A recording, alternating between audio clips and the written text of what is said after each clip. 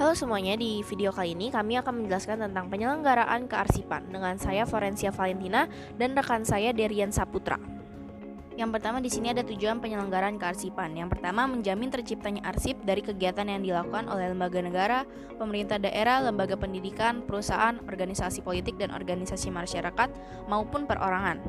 Yang kedua ada menjaga keautentikan, keutuhan, keamanan, dan keselamatan arsip serta menjamin ketersediaan informasi arsip. Yang dimaksud di sini yaitu menjamin arsip yang nantinya akan digunakan sebagai rekaman kegiatan atau peristiwa yang autentik dan terpercaya, sehingga hal ini bisa menjadi alat bukti yang sah di sumber informasi yang akan datang di masa depan. Kemudian yang ketiga ada menjamin terwujudnya pengelolaan arsip yang andal dan pemanfaatan arsip sesuai dengan ketentuan peraturan perundang-undangan. Yang dimaksud di sini yaitu berdasarkan sistem yang mampu menampung dan merespon kebutuhan perkembangan zaman. Sistem pengelolaan ini memiliki beberapa kemampuan. Yang pertama ada sistem menjaring atau menangkap seperti capture, kemudian ada sistem menata arsip, yang ketiga yaitu melindungi arsip dari pengubahan, pengurangan, penambahan atau penyusutannya. Yang terakhir ada sistem menjadi sumber utama informasi secara rutin. Yang keempat yaitu ada menjamin perlindungan kepentingan negara dan hak-hak keperdataan rakyat melalui pengelolaan dan pemanfaatan arsip yang autentik dan terpercaya. Hak-haknya meliputi hak sosial, hak ekonomi, hak politik, dan hak-hak lain yang dibuktikan dalam arsip. Yang kelima ada mendinamiskan penyelenggaraan kearsipan nasional.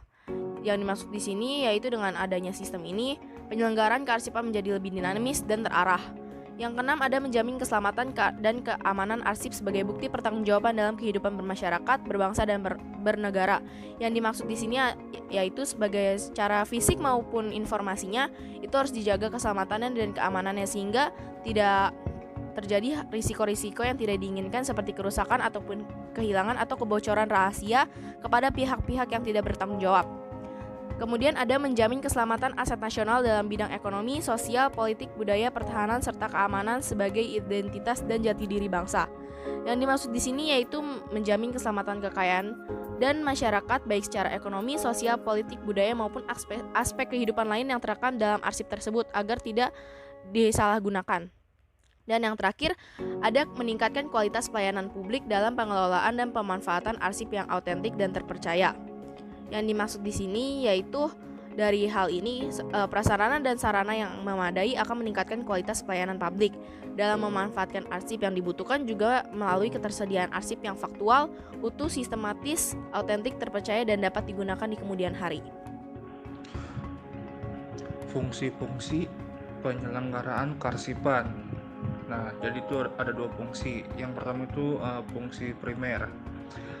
Fungsi primer itu merupakan nilai guna arsip yang berdasarkan pada kepentingan arsip yang bersangkutan sebagai langkah awal, penunjang sebelum, selama, dan setelah pelaksanaan kegiatan yang diselenggarakan oleh bisa berupa instansi pemerintah, terus juga instansi swasta maupun perorangan. Nah, nilai guna primer meliputi nilai guna yaitu ada nilai guna administrasi, hukum, keuangan, ilmiah ataupun teknologi.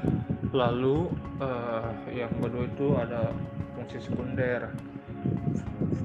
Kalau misalkan fungsi sekunder itu nilai guna arsip yang berdasarkan pada kegunaan bukan untuk mencipta. Nah, bedanya di situ.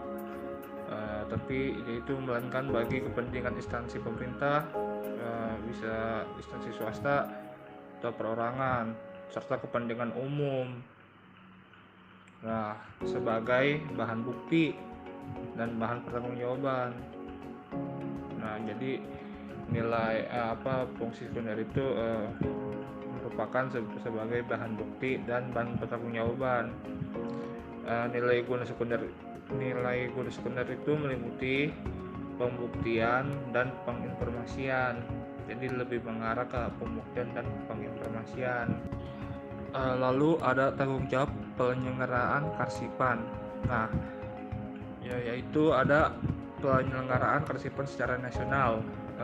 Kalau misalkan secara nasional itu merupakan jadi tanggung jawab ANRI sebagai penyelenggara kearsipan nasional. Jadi kalau misalkan secara nasional itu ditanggung oleh ANRI. Lalu ada penyelenggaraan kearsipan provinsi. Nah, kalau misalkan penyelenggaraan kearsipan provinsi itu menjadi tanggung jawab pemerintahan daerah provinsi, yang dimana sistem kearsipan itu disimpan oleh kearsipan tingkat provinsi yang mencakup semua seluruh satu provinsi tersebut.